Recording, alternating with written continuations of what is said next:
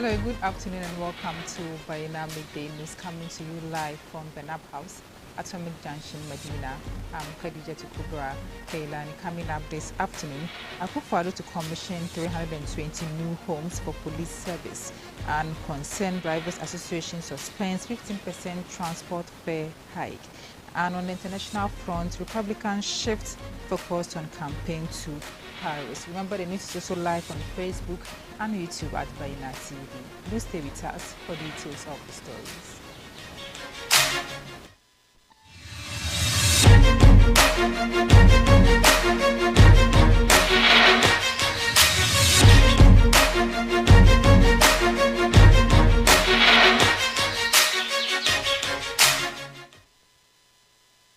Thank you for staying with us. Now the news in details.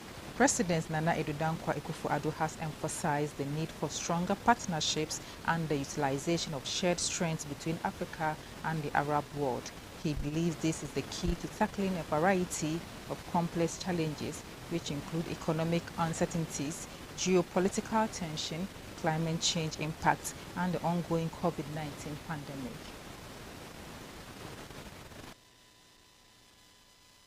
Speaking at the 50th anniversary celebration of Badia and the inauguration of the Arab-Africa Financial Consortium in Accra, President Akufo-Addo highlighted the importance of investing in human capital with a focus on education and skill development. He said the challenges we face today are complex and multifaceted, ranging from economic uncertainties and geopolitical tension to the impact of climate change and the ongoing COVID-19 pandemic. To address these challenges effectively, the president called for a continued strengthening of Africa-Arab partnership. According to President Akufo-Addo, one of the key pillars of this partnership is the investment in human capital. He noted that education and skills development are essential in unlocking the potential of the people and driving sustainable growth. President Akufo-Addo stressed the need for concerted efforts to ensure access to quality education for every child in Africa and the Arab world. He also underscored the importance of investing in vocational training and higher education to equip individuals with the necessary skills for the 21st century economy. But also an acknowledgement of the strong partnership and shared prosperity between Africa and the Arab world. Over the past 5 decades, Badia has been a beacon of hope, a catalyst for development, and a symbol of the enduring bond between our two regions. Since its inception in 1974, Badia has been instrumental in fostering economic development and cooperation between African and Arab countries. It has played a pivotal role in financing and supporting numerous projects across the African continent, from infrastructure development to healthcare, education, and agriculture. These projects have not only contributed to the socio-economic development of our nations and continent, but have also strengthened the ties between Africa and the Arab world. Badia's commitment to Africa's development is evident in its track record. Over the past 50 years, it has financed over 700 projects in more than 44 African countries, with a total value exceeding $6 billion United States dollars. These projects have created jobs, improved living standards, and spurred economic growth across the continent. They've also enhanced our capacity to tackle pressing challenges such as poverty, inequality, and climate change. The theme of this anniversary, Badia Prosperity Partnership, 50 years of Africa-Arab cooperation, is both timely and appropriate. It underscores the importance of collaboration and partnership in achieving sustainable development and mutual prosperity. The African and Arab regions share a long history of cultural, economic, and political ties. Our cooperation through Badia has been a cornerstone of this relationship, and it has yielded remarkable results. Ladies and gentlemen, as we celebrate this milestone, it is crucial to reflect on the lessons learned.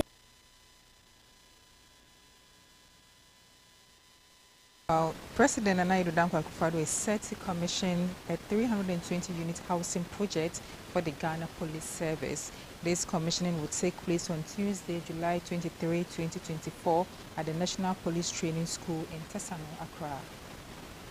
The 320-unit housing project, which began in 2018, comprises 7 blocks of 2-bedroom apartments and 18 blocks of 3-bedroom apartments, which each block contains 16 apartments. In addition to the residential units, the project features multi-purpose sports facility, a kindergarten school, and other auxiliary residential facilities. In a press release dated Friday, July 19, 2024, and signed by the Public Relations Officer of the Ministry of Works and Housing, Elvis Ajaiba, the ministry highlighted the significance of the project. According to the ministry, the completion and utilization of these housing projects will augment the government's other housing programs that are being rolled out to increase the residential stock of public service workers. It said the project presents a substantial effort by the government to enhance the living condition of public service workers and to address the housing deficit in the country. The ministry further emphasized that this initiative is a critical step towards reducing accommodation challenges in Ghana's urban areas. This project will reduce accommodation challenges in our sprawling cities and ultimately bridge the national housing deficit, which stands at 1.8 million housing units. The release noted the new housing unit will not only provide much needed accommodation for police personnel, but also enhance their welfare, enabling them to perform their duties more effectively. The commissioning ceremony will be attended by high-ranking government officials, members of the Ghana Police Service, and other stakeholders in the housing sector.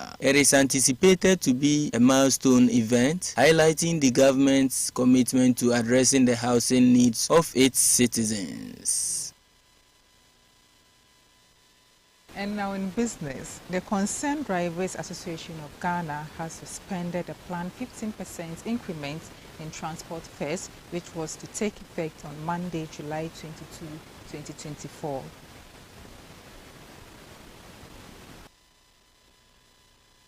Transport fares by the Concerned Drivers Association of Ghana was attributed to the rising cost of fuel and other essentials such as spare parts for the transport businesses.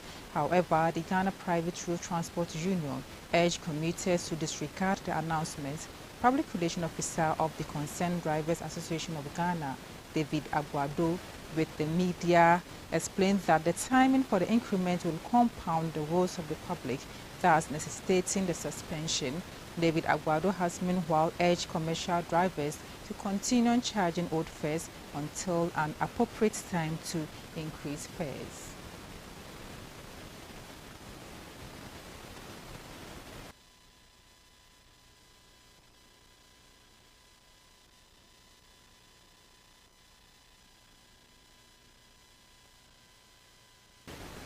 Also, despite the growing trend towards digital banking, nearly half, 47% of banking customers still prefer traditional methods. This is according to the 2024 PwC Ghana Banking Survey report. On the other hand, 53% of customers now favor digital banking using phones, laptops, and tablets for their transactions. That banks' mobile apps are the most popular digital channels, with 64% of respondents preferring them, far ahead of USSD 16% and web internet banking 16%. The survey, which focused on customer banking experience, also shows that almost 2/3 of customers believe that short wait times in branches significantly enhance their banking experience. Additionally, 60% of surveyed customers prefer to spend 10 minutes or less in a branch to complete their transactions. WhatsApp stands out as the preferred social media platform, for customer interaction, with 42% of bank customers using it as their main communication channel. In comparison, 11.2% of customers prefer Facebook, followed by YouTube, LinkedIn, and Instagram.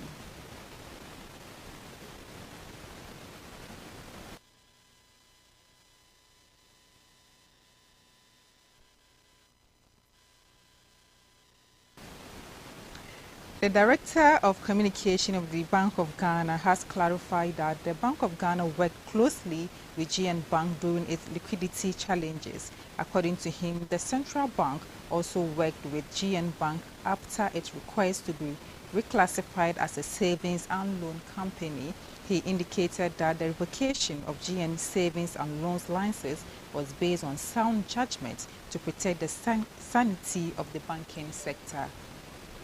According to Bernard Otabil, the central bank took its time with the case of GN Bank, but acted immediately when depositors started shouting all over the country because the savings and loans company could not meet depositors' withdrawals, adding that aside from the reported cases in the media, the Financial Stability Department of the Bank of Ghana received complaints of GN Bank's inability to pay deposits on demand. Mr. Otabil noted that the BOG has provided details on the various infractions that led to the revocation of the license of GN Savings and Loans Company. GN Bank, unable to meet the new minimum regulatory capital requirement of 400 million Ghana cedis by the end of December 31st, 2018, applied to the Bank of Ghana for a reclassification to a savings and loans company, a request which the bank obliged. However, the license of the Savings and Loans Company was revoked in August 2019 when the Bank of Ghana realized that the company still had liquidity challenges, with customers, agitations and complaints sent to the Financial Stability Department.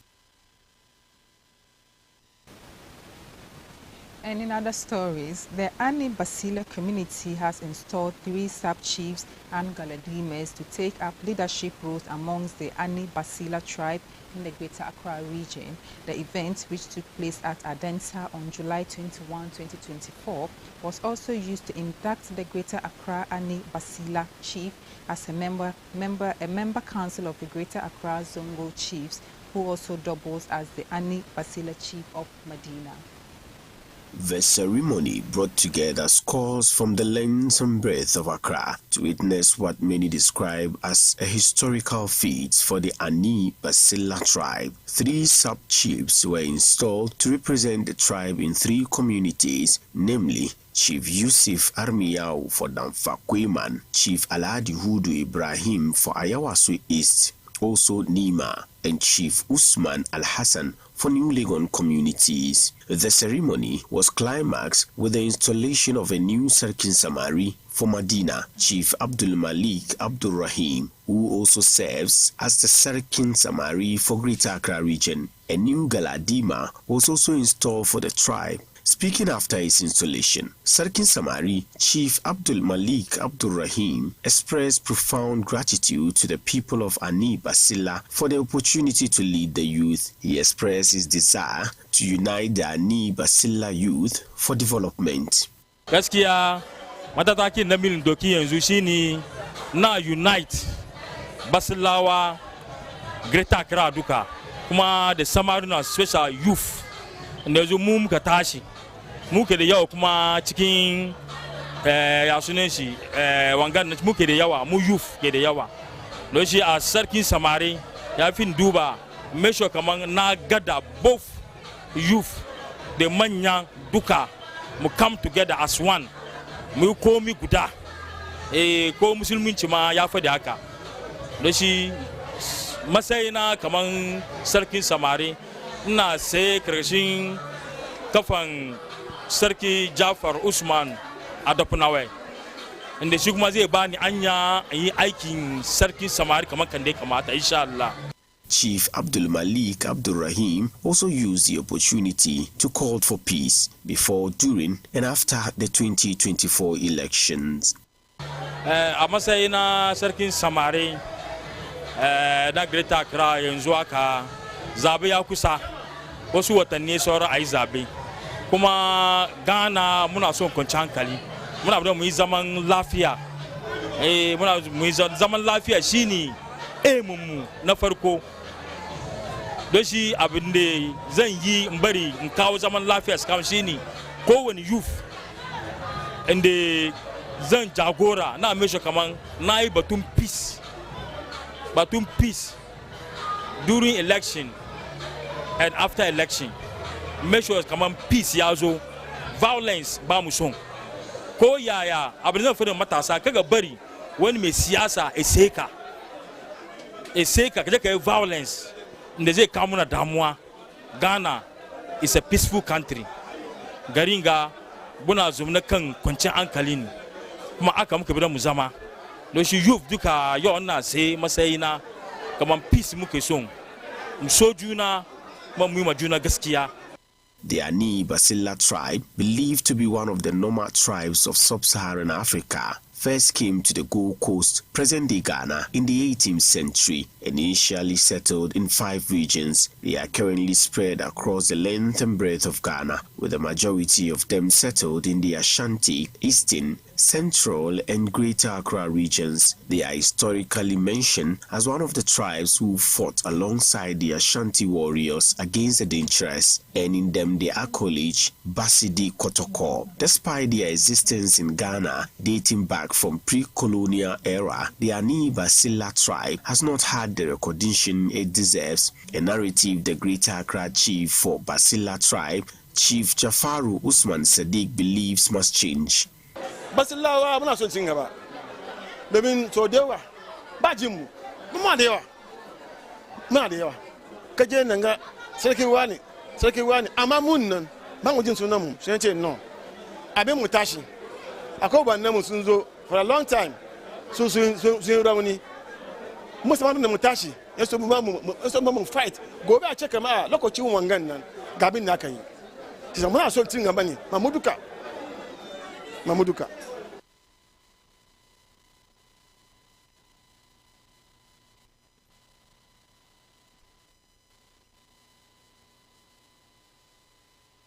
And now in some international stories, the Republican Party in the U.S. is preparing a new presidential campaign strategy following the announcement that President Joe Biden will no longer be running in the race. President Joe Biden dropped out of the 2024 race for the White House on Sunday, ending his bid for re-election after a disastrous debate with Donald Trump that raised doubt about the incumbent's fitness for office. The unprecedented announcement, delivered less than 4 months before the election, immediately appended a campaign that both political parties view as the most consequential in generations.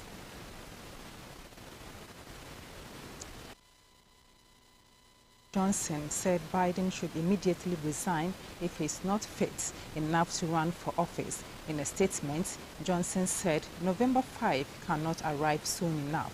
Trump and his party must shift his focus to a new opponent after years of training his attention on Biden. While Trump and his team had made their preference for facing Biden clear, his campaign had nonetheless ramped up its attack on Harris as pressure on Biden to step down intensified. Harris, in a statement, praised Biden's selfless and patriotic act and said she intends to earn and win her party's nomination. While Harris is seen by many as the most likable Democratic nominee, she may face an uphill battle to secure the vote of a majority of the party's roughly 4,000 pledged delegates. Biden quickly endorsed her to replace him as a nominee on Sunday, writing in a tweet, "Today, I want to offer my full support and endorsement for Kamala to be the nominee of our party this year." He said that picking her to be his vice president had been the best decision he'd made.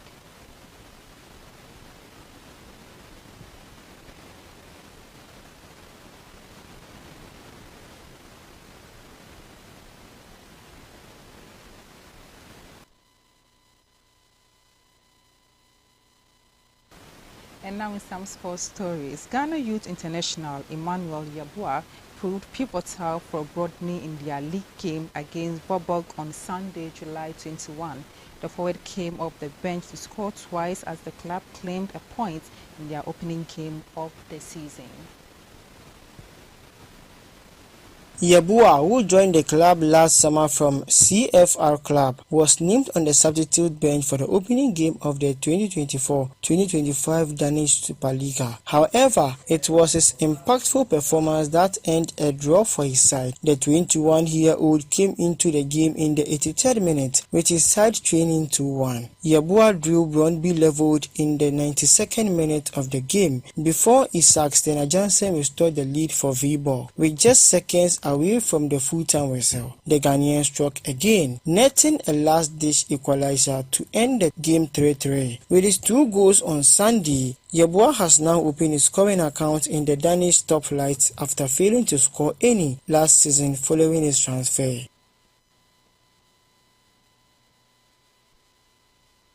And this is how we wrap up on our midday news. For more stories, log on to our website, bayanamultimedia.com. I'm Khadija Kubra Kailani. Have a good afternoon.